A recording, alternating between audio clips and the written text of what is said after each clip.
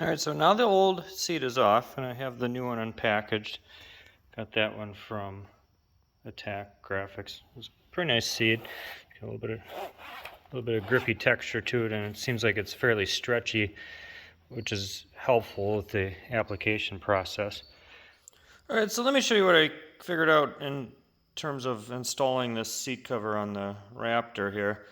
So this plastic is pretty heavy duty. So I bought a really nice Arrow heavy duty stapler, hand stapler, and that, every once in a while I could get a staple in there on the kind of flatter areas like in the back here, but I really couldn't get them in on the side, especially since it's curved like that. So actually getting the stapler to sit flush on there really didn't work real well. So I went and bought one of these air staplers. This is a nice one. So this one accepts the T50 style staples like that, which are what you want. You don't want the rounded staples because those aren't great for upholstery. The seat cover can kind of tear through those. And I elected to use the 5/16, so just slightly longer than the 1/4 inch, which is typically recommended. The downside of using longer ones is if you're not careful, they might end up poking through. So just make sure you angle it just a little bit more so you're not going through the thinnest area, the thinnest part. But that said, a little less likely to kind of pull through and to get in there a little bit further. So just like before, we're going to start with 3 staples in front, 3 in back, and then kind of start pulling tight from the sides and applying just a little bit of heat with that heat gun there.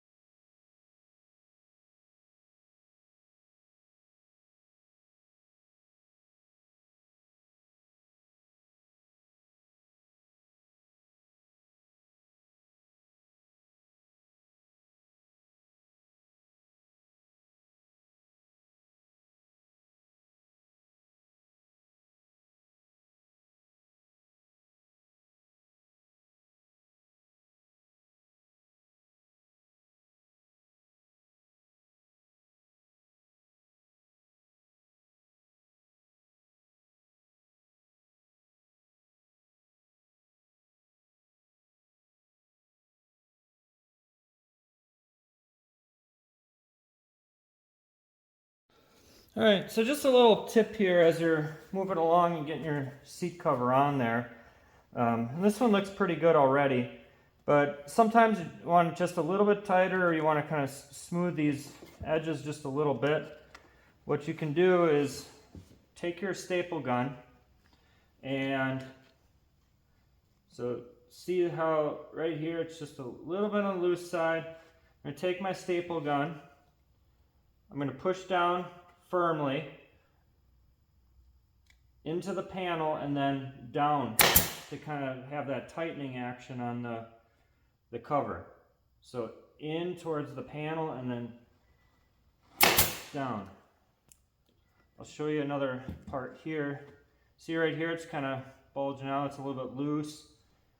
You can tighten that up a little bit. So I'm going to push in towards the panel and then